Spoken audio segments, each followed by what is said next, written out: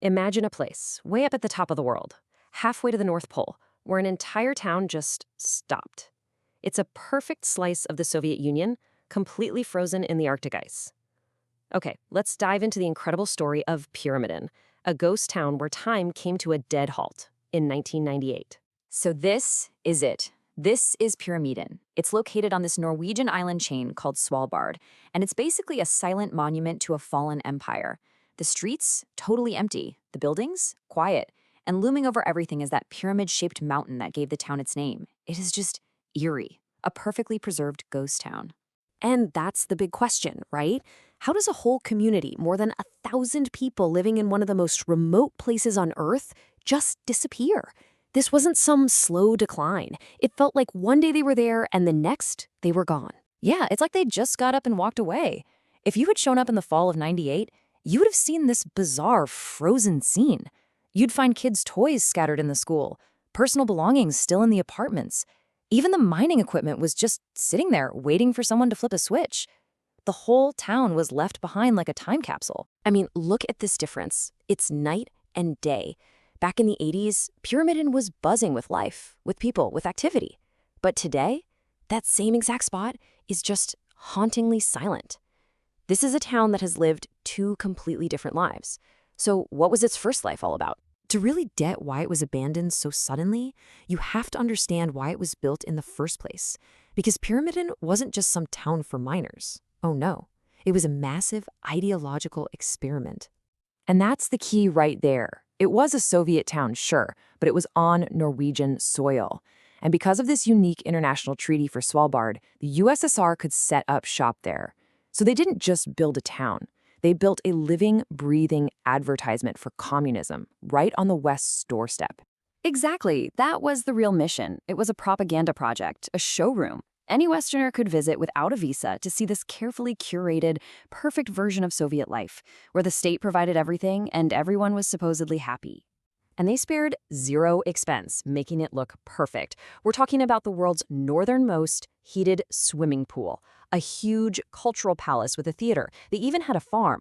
They literally shipped in tons and tons of soil, all the way from Siberia, just so they could have green grass in the middle of the Arctic tundra. For the families who got to live here, it was an absolute privilege. And of course, watching over it all was the northernmost statue of Lenin in the world. He's still there today, this stone guardian staring out past the town he represents towards this immense glacier. It's such a powerful symbol of the ambition of this place.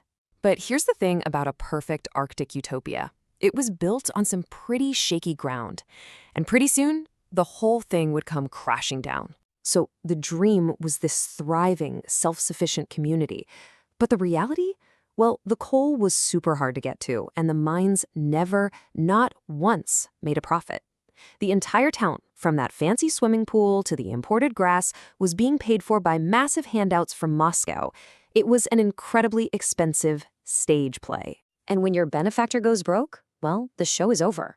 The first domino fell in 1991 when the Soviet Union itself collapsed. Suddenly, the money dried up. Life in the showcase town got really tough.